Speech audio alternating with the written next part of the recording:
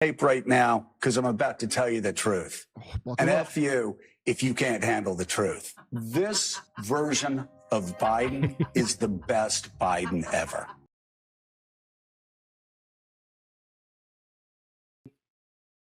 Fields.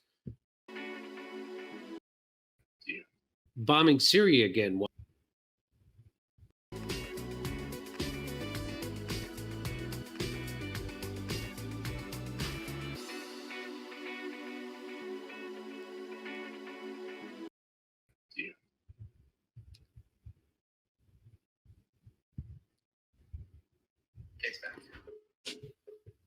Okay.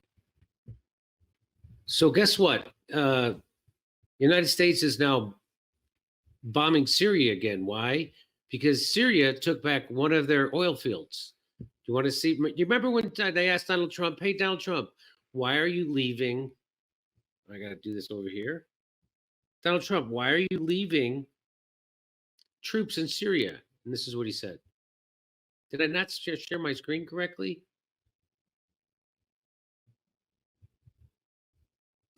I think you have to read it. Oh, wait, no, you got it. Troops behind only for the oil. Let's do this again. We're keeping the oil. We have the oil. The oil is secure. We left troops behind only for the oil. Okay, and now guess what? Syrian forces recaptured Al Omar oil field from U.S.-backed forces. So again, that's the big reason why they hate Donald Trump, is because he's such a political novice that he will sell a big truth like that when he's not supposed to. You're supposed to say we're leaving troops there to make sure that people are secure and safe from terrorists and safe from Assad. You're not supposed to say because we're there for the oil. He says the same thing about Venezuela. He gives the game away. So Syrian tribal forces backed by the Syrian Arab Army and reportedly supported by Iran launched a large-scale offensive against U.S.-backed Syrian Democratic Forces, the SDF, in eastern Deir ez-Zor, Syria. The attack targeted areas under SDF control, including the Al Omar oil field previously under U.S. occupation. Reports indicate that the tribal forces have made significant gains capturing several villages and towns and have surrounded the Al Omar oil refinery. The U.S. military responded with airstrikes. So Syrians inside Syria are taking back their own parts of their country, and the United States is bombing them. Syrians in Syria. That, just to be clear, the United States is bombing Syrians inside Syria with no declaration of war. They're doing all this under the AUMF, which is the authorization for use of military force that they gave George Bush so he could go fight terrorists. So they immediately invented the ISIS because they had already invented Al Qaeda. So now they could use it as an excuse to go into Syria and steal their oil. We could use it as an excuse to go into Iraq. We could use it as an excuse to go into Libya. We could use it as an excuse to go into Afghanistan for 20 years. We could use it as an excuse to bomb Yemen. We're doing that again today, right now. The United States responded with airstrikes leading to casualties on both sides. The situation remains tense as the conflict escalates, with implications for regional stability and U.S. involvement in the Syrian conflict. So now your government is not only sending aircraft carriers to go help Israel bomb Iran and fight Lebanon and Iran, but they're also bombing Yemen. They're also bombing Syria. This is your government. This is the United States. Syrian girl says the U.S. has started bombing Syrians to try to stop us, meaning Syrians, from taking back our own oil fields. So let me just rewrite that a little bit. The United States has started bombing Syrians to try to stop Syrians from taking back Syrian oil fields in Syria. And here's a guy with a flag. Here's a guy waving a flag that they did it.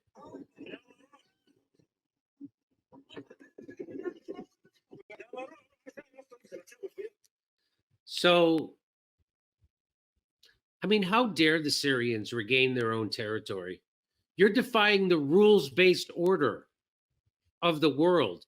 Remember that? Remember when General Milley said this is about the rules-based order, the world's rules, that rule that says the United States gets to invade any country it wants, kill as many people as it wants, invent terrorist organizations so we can keep using the AUMF to keep invading other countries. You know that those rules to be the rules that we don't have to follow any rules. Yes, those rules. Let's see. There's going to be there's going to be somebody out here who thinks that that's a pirate flag. But what they don't realize, we're the pirates. The United States is the pirates. We're the ones stealing other people's shit. In this case, the oil. And how do I know? How do I know we're there just for the oil? Well, because the president of the United States said so when he was asked. We're keeping the oil. We have the oil. The oil is secure. We left troops behind only for the oil. Only for the oil. So the Jerusalem Post says the United States and the UK have conducted strikes on the Tays government on the coast of. Oh, this is another story. So before I get to this story, I just want to put a button on this story. United States bombing Syrians inside Syria because they tried to take over their own Syrian oil fields. So as we say that Putin is a tyrant, Putin is a fascist, Putin is a thug because he invaded Ukraine, not to start a war, but to end one, but we say he did it unprovoked. Meanwhile, right next door, we're occupying a third of Syria illegally. And which third do you think that is? It's the third with the oil. So as your government comes on MSNBC and CNN and Fox News and tells you with a straight face that Vladimir Putin is a thug and he invaded a country unprovoked, and that's why we have to do the right thing and stand up for democracy, we're right now occupying a third of another country illegally for their oil. Nobody ever seems to talk about that on the news. I guess that's why people like me and Max Blumenthal and Aaron Mate aren't ever invited on the news. Remember when Glenn Greenwald used to be the darling of MSNBC when he was criticizing George Bush? And then as soon as it switched to Obama, they don't want anything to do with him. So they're done. So that's why you never see people like Chris Hedges or Max Blumenthal, Aaron Mate, or me. You would see me on Tucker Carlson's old show telling you all about this. But that's why they get rid of Tucker Carlson, because he would bring on people like me and Anya Parampel to tell you the truth about what's happening in Ukraine or in China or Libya or Venezuela. Okay, so now I want to move on to the guess where else the United States is bombing today. Today, the United States is bombing in Syria because Syria took over their own oil field that we were occupying. We're still occupying a third of that country, the United States, illegally. But guess where else America is bombing? It's from the Jerusalem Post. The U.S. and the UK have conducted strikes on the Taz government. Is that how you say it? Taze? It looks like Taze. Don't tase me, bro. The Taze government on the coast of Yemen. The Houthi-owned Al Masirah reported on Wednesday morning. So now we're sending aircraft carriers over to the Middle East to help Israel bomb the shit out of the Middle East. We are also ourselves bombing the shit out of the Middle East in Syria right now, today, and now in Yemen. Why are we bombing? Why is the United States bombing Yemen? Do you think if they put that to a vote in America, that Americans would say, yeah, I think we should be bombing Yemen? I don't think that would happen. This is from antiwar.com. U.S. airstrikes pound Yemen as region is on the brink of major war. The U.S. bombed Yemen multiple times in the past few days. Yeah. The U.S., that's the only thing we still make there is bombs and vaccines. So I think we should combine those and make a COVID landmine that you randomly step on while hiking, and it vaxes you and anyone near you, boom. So it's like a bomb vax. And sure, you lost your legs, but you saved yourself from flu-like symptoms. And isn't that the important thing? So this is also because of Israel, why we're bombing Yemen. Haven't we learned anything yet? It doesn't matter. Okay. Here's this is from Twitter. US, UK, and the UK strikes on Houthi targets in Yemen. On August 7th, 2024, the United States and the United Kingdom conducted airstrikes in Yemen targeting Houthi military posts in the Taiz district, or Taiz, south of the capital Sanas. Sanas. I like Santa. It sounds more like Santa. The strikes were in response to a Houthi ballistic missile launch towards Israel's territory, which fell short and caused casualties in Yemeni territory. So Yemen was trying to respond to Israel. Their bomb didn't blow up in Israel. It blew up in their own country. And we decided to retaliate anyway for Yemen bombing their own country. The United States also intercepted and destroyed a Houthi drone and 2 anti-ship ballistic missiles in the Red Sea. The attacks have been condemned by various sources, with some accusing the U.S. of supporting Israel and others highlighting the humanitarian crisis in Yemen, including severe flooding in the Tehama region of Idaho.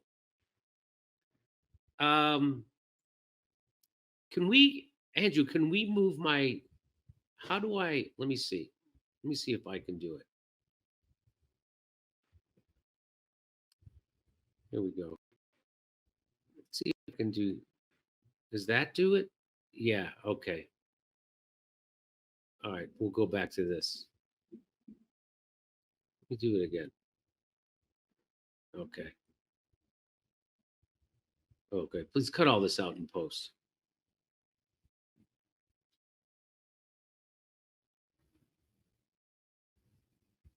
By the way, so just so you keep in mind, breaking, this is from August 2nd, Pentagon sending U.S. Abrams Lincoln Carrier Strike Group to the Middle East. And why are they doing that?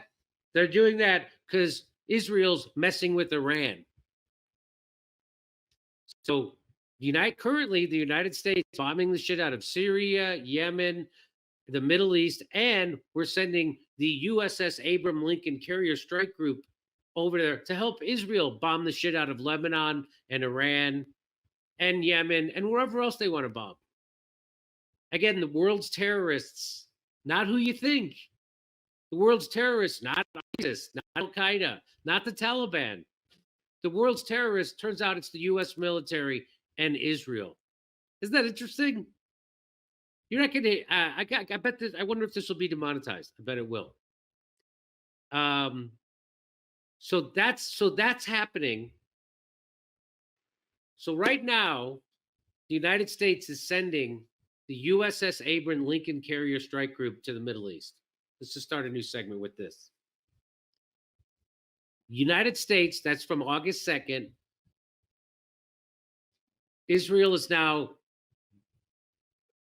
trying to start a war with Iran, trying to start a war with Hezbollah, and has a war going on with Hamas and Palestine. And they're also bombing in Syria. They do that too, just like we do. So Israel, I think they're bombing 4 different countries right now. But they're the victim. Just so you know, they're definitely the victim. They're definitely not the terrorists. I mean, they are, just like the United States is. But now here's Mersheimer, the guy who's the leading authority on this stuff.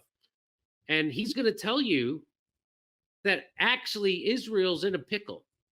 Let's listen. What you want to understand here, and I think this is something that most Americans don't understand. Please explain. Israel is in really deep trouble. It's in really deep trouble today. And more importantly, it has no way out. They were unable to defeat Hamas in Gaza, number one. Number two, they're stuck in Gaza, right? They're not getting out. And you remember, they left in 2005 because it was a hornet's nest. They're back in there. Right. Number three, they have no meaningful military solution against Hezbollah. They cannot defeat Hezbollah. And with regard to Iran, even if they get into a war with Iran and they launch lots of missiles and rockets and aerial attacks at Iran and do a lot of destruction, Iran will still be there. And Iran, by the way, is on the road to acquiring nuclear weapons. So they have all of those external problems. Then they have these wicked internal problems, which we saw on display earlier this week surrounding these 9 reservists who were arrested for gang raping a Palestinian prisoner. And by the way, that's just the tip of the iceberg in terms of the horrors that the Israelis have been inflicting on the Palestinians. But anyway, these 9 reservists who engaged in this gang rape were arrested. And the end result is that ultra-rightists broke into 2 different army bases to reverse this arrest. And if you look at the performance of the police and you look at the performances of the reservists in the IDF, some of whom joined with the protesters, you see that the Israelis run the real risk down the road of a civil war. And finally, you want to understand that what's on display these days is manifest evidence that Israel is heavily dependent on the United States. They cannot fight these wars. They cannot continue like this without American support. We have given them $18 billion in 2024. Just think about that. $18 billion. And we helped them in their military fight with Iran on April 14th. We are giving them all sorts of weapons. They need us. They need us to provide diplomatic support. So this is not quite the independent country that Israel likes to think of itself as. It is heavily dependent on the United States. So when you take all of these factors into account, you then ask yourself the question, how can they get out of this? Attack Hezbollah in Lebanon? Are we serious? They did this in 1982. They did it in 2006. It was a disaster. Their army is worn out from what's happened in Gaza, where they haven't beaten Hamas. They would be insane to invade Lebanon, even if we were to help them. So how do they fix that problem? How do they fix the problem in Gaza? All of these problems are unfixable. They are in trouble and they're digging deeper. And the reason they're digging deeper and the reason these... And we'll never know what that reason is because that's where that video clip ends. I mean, Israel is, first of all, I want to believe everything he said. I would like to think that Israel is in deep trouble. I think they are in deep trouble. I think what he said is correct. But what's going to happen is the United States is going to go start World War III in the Middle East for them. And that was my big problem with RFK Jr. RFK Jr. has so much good things, so many good things to say, such a much needed voice of sanity. And then he goes along with this World War III thing in the Middle East. It's crazy. So that's what's happening right now. And guess who's in charge of the country? Demented Joe Biden. Do you think he's really making these decisions to send the aircraft carrier over to the Middle East to help defend Israel? Do you think he's the one making those decisions? Or is it the crazy neocons in the Democratic administration? So those are not liberals. Those are not lefties. Joe Biden's administration is full of neocons. Warmongering, authoritarian neocons. And bloodthirsty and willing to do anything. By the way, they're puppets. They're puppets of the military-industrial complex. They're puppets of Israel. They're puppets of Wall Street. They're puppets of Big Pharma. Yeah, again, this you don't live in a democracy. Do you see? You really think democracy is happening right now? Because the party who says that they're trying to restore democracy to you won't even let you vote to see who was their presidential candidate. So I'm getting a little off track here, but and by the way, there's a civil war.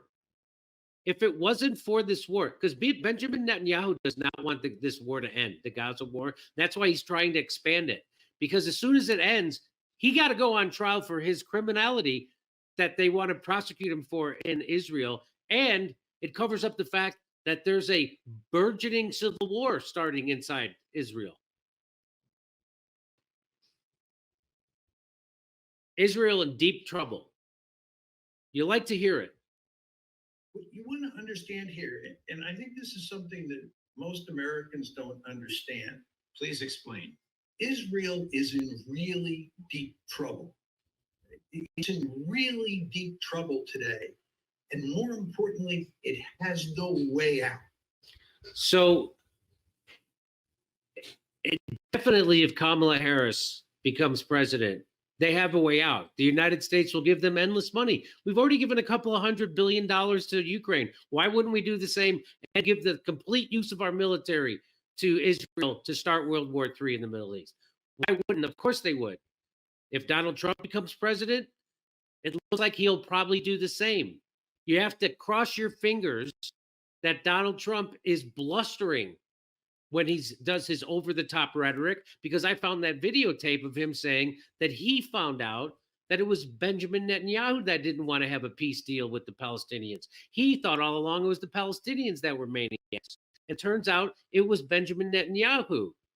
And I found another videotape of him saying, F Benjamin Netanyahu, F BB. That's what he said, fuck him. So there's a sliver of a chance that Donald Trump is over the top rhetoric is so he could get donations from Sheldon Adelson and his wife, and that it creates space for him to create a peace deal. You can't deny that the deep state did Russiagate against Donald Trump. You can't deny that they impeached him twice. You can't deny that they did January 6th. Well, some people can deny that, but that was an inside job. That was a FBI psyop in order to criminalize his political organization and try to make him a criminal so he couldn't run for president again. And you can't deny that they do law. They had 92 felonies against him, one just as ridiculous as the next, that they're doing lawfare against him to keep him off the ballot. And you can't deny that there was an assassination attempt that just on him. Now, that doesn't happen if the deep state likes him. The deep state lied for Joe Biden. They lied for Kamala Harris. They won't lie for Donald Trump. In fact, they do Russiagate against Donald Trump. So that's what gives me the tiniest sliver of hope that if Donald Trump becomes president, there's this tiny that he might force a deal. Probably not. Probably not. It's probably a pipe dream. But there's absolutely no hope if Kamala Harris is elected president. There's no hope. She's going to be just like Joe Biden when it comes to the war machine, when it comes to Ukraine, when it comes to Syria, when it comes to Yemen, when it comes to Palestine, when it comes to Hezbollah, when it comes to Iran. She's going to be just like Joe Biden. He's controlled. She's not making decisions, just like Joe Biden isn't making decisions. So so that's the problem. So he is right that Israel's in deep trouble, but they have an ace up their sleeve. Their ace up their sleeve is they control the United States government and our use of our military. That's their ace up their sleeve. So he is right. Let me hear a little bit more. They were unable to defeat Hamas in Gaza, number one. Number two, they're stuck in Gaza, right? They're not getting out. And you remember they left in 2005 because it was a hornet's nest. They're back in there, right? Number three, they have no meaningful military solution against Hezbollah. They cannot defeat Hezbollah. And with regard to Iran, even if they get into a war with Iran and they launch lots of missiles and rockets and aerial attacks at Iran and do a lot of destruction, Iran will still be there. And Iran, by the way, is on the road to acquiring nuclear weapons. So they have all of those external problems. Then they have these wicked internal problems, which we saw on display earlier this week surrounding these 9 reservists who were arrested. So yeah, so they have a burgeoning civil war inside Israel, and outside they have all these wars that they can't win. But again, the ace up the sleeve is they have the United States government in their back pocket and endless amounts of money, no matter how much they need, and endless use of our military. There ain't nobody going to stop that. Okay. Let's go over to Steph, read some super chats, and we'll be right back. Can I stay in this room, or do I need to move in the other room? You go. All right. Oh boy, I got a lot over here. Thank you, Jimmy. Okay. The oil is not for the U.S., it's for Israel. Don't forget that. It's more important reason. Terry, thank you, Terry. Solidus, the war on drugs, terror, and poverty are all a form of projection. These are all things that the government has actively created for its agenda. Oh, did I say who that was from? Solidus. Hey, Fugazi fan is now a monthly supporter. Thank you, Fugazi fan. The war on drugs, terror, and poverty. Is that the same one, Solidus? Yes, it is. It's their agenda. Okay. Did you talk about the recent U.S. regime change in Bangladesh yet, Sparky? No. Sounds like a story we need to cover. Bangladesh went against Israel at the UN and was about to join BRICS. So the U.S. just overthrew their government so they could have freedom and democracy. Sparky. Kamala / Kushner 24. Sparky. Thank you, Sparky. All right. What's this one? Do you happen to know anything about the FBI raiding Scott Ritter's home? This is positively insane. Garabnos. No, we don't, Garabnos. Oh, I forgot Kamala chose Tampon Tim. Kushner was forsaken as her VP, but I'm sure she'll make it up to him with her Israel policy. Sparky. Mishotsky, did you hear about the FBI raiding the home of Scott Ritter today? Yes, we did. I think we're trying to get a story on that one right now. Malcolm, I think, sent it to you, Jimmy. The oil is not for the U.S. It's for Israel. Don't forget that. That's the most important reason. Terry. Excuse me. Terry again. Thank you, Terry.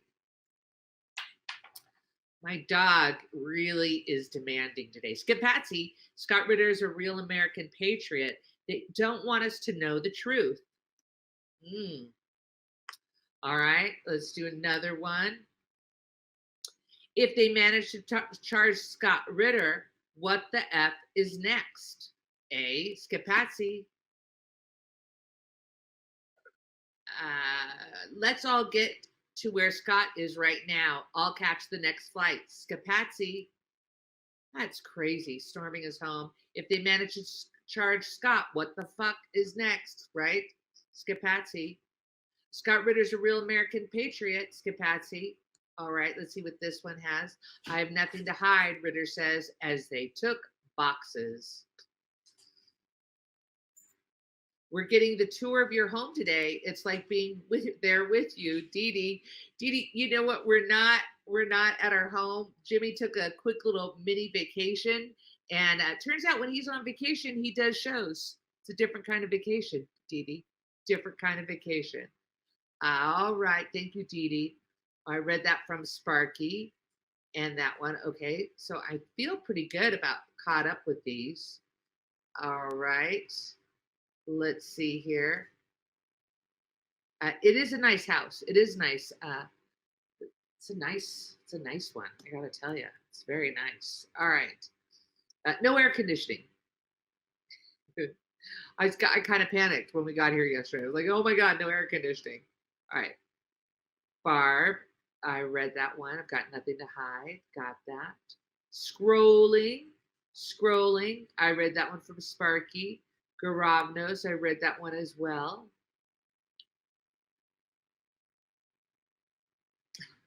I love Beige Killery. She has a nice laugh. Old Cooler. Thank you, Old Cooler. All right. Max America. Thank you, Max, for showing up today. Yes, Andy the Panda, I'm on my yacht. I'm on my lovely yacht. It's anchored right now. Okay, let's see here. Scrolling. Just I'm making sure I haven't missed anything today. Oh, I wonder if I have a Rockfin. Let's go to Rockfin. Stand by. Let's go to Rockfin. No, I haven't heard anything from Sherelle today. Nothing from Sherelle. Okay, got it. Oh, and people are going, why is Jimmy doing this today? Well, he was going to take today off, and then we're working on using StreamYard because we're going to be in Chicago on the 16th, and then that following week we're going to be still in Chicago, and we'll be covering the DNC. So we had to start using StreamYard for these remote streams. Right now, our dog wants something. You can open the door. I'll go get her. I tried to block one way and she went out another, so you can let her out. You can leave that open. I'll go grab her in a little bit. She wants a treat. Oh, she's following you. All right. They're in the cupboard up there. I've been giving her some, throwing them at her. We don't have any. Yeah, we do. We do. Open that up. It's a real big one on the shelf, laid straight across. What we have. Yeah, and we have some other ones. Where? I think they're in one of those packages in there to your left. So there might be a mixed bag of treats. So what's in there? All right, let's see here. Kamala Kushner, 24. Trump hates Bibi and bloodshed. Tote. Thank you, Tote. That 35 trillion in debt and default on the debt looking pretty good right now. Colorado watch.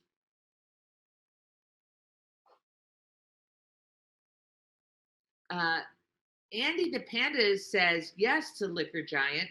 The U.S. Vatican backed Hitler's faction and orchestrated World War II. It's technical. Been a holy war by the church for the last 1,000 years against the Eastern Church. No Jews. It was Protestants.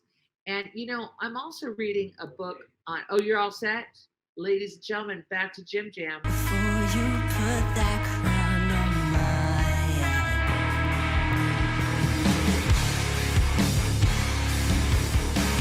Lord, forgive me, yeah.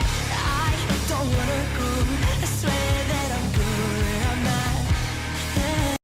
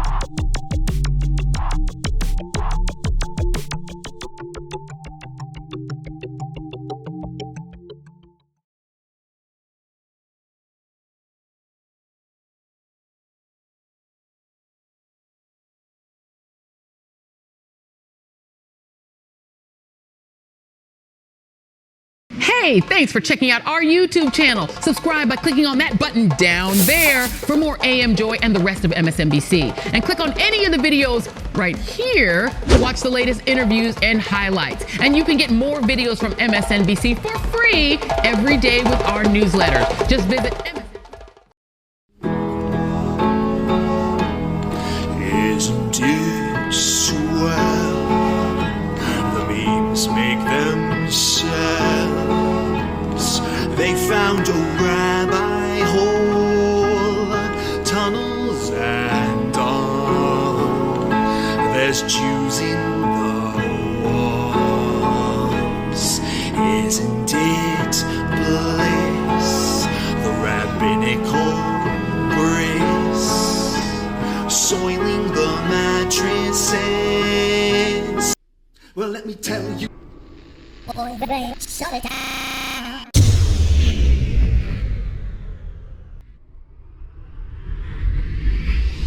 If I were Rabbi Shmuley and diddle diddle diddle digga digga diddle diddle dum, all day long I'd diddle little bums. If I were a Shmuley man, I'd peddle all my dildos, dreidel dildos, selling dildos with my daughter and her mum. If I were a Jewish Shmuley man, I'd be digging with a dildo in my bum. I'd wear a grotesque nose and go grab some goyim right on the nipple with a pinch. A Shabbos lap dance brace for the youngest mensch. At this time, more than any other time, you know, revolution is necessary. It is necessary.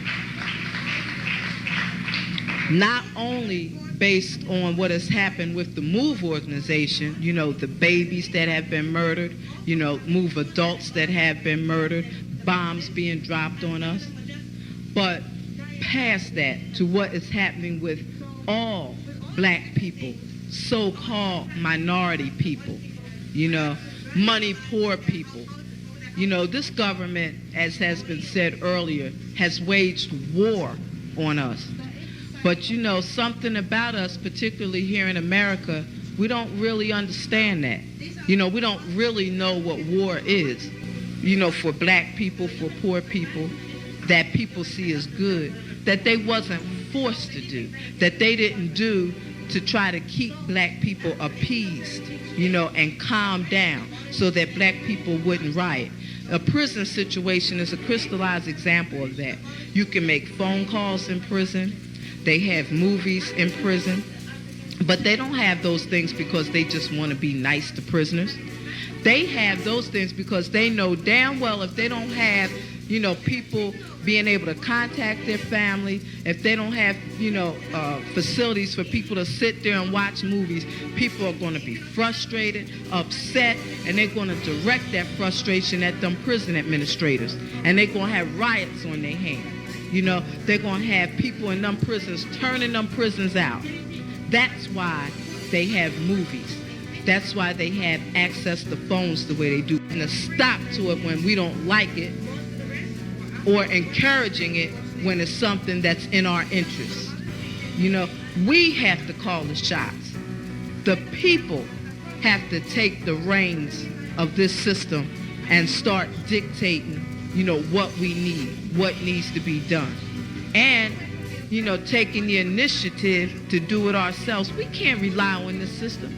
I mean, you know, don't people see what's happening? Every single confrontation that MOVE people have been involved in, every single issue, you know, oppression, economic issues, every single issue facing our people, you know, is something that can be dealt with very, very simply. All people got to do is make their wishes known. All people have to do is stand up and say, listen, we're not accepting that. Unity is the key. Unity is the key to revolution. Revolution ain't nothing to be afraid of. It ain't nothing to shy away from. Revolution, contrary to what officials, you know, this system and those backing the officials running the system, you know, want people to believe that revolution means violence, you know, means blood in the street. I'm saying it can get to that point, but it don't have to be violent. You know, when people come together and take a strong stand on an issue, this government don't have no choice but to listen. Where you think they get their authority from? They don't have no power, but they do have authority to do certain things. Where you think they get it from? They get it from us, from the people. You know, they get it from us accepting the things that they do to be done to stop it. Then you have some people who want to then turn around and say, yeah, well, you know, it's the best we have, and want to make excuses. The time for excuses is over. It's over. You know, every man, woman, and child has to be involved in this revolution. Not only has to be, but is, whether you want to be or not. I mean, our babies gave their lives for this revolution on May 13th. You know, men, women, and children were murdered. And not just move babies, you know. What about all of the young men, women, you know, children 8, 9 years old shot down on the street by cops, you know, by drug pushers?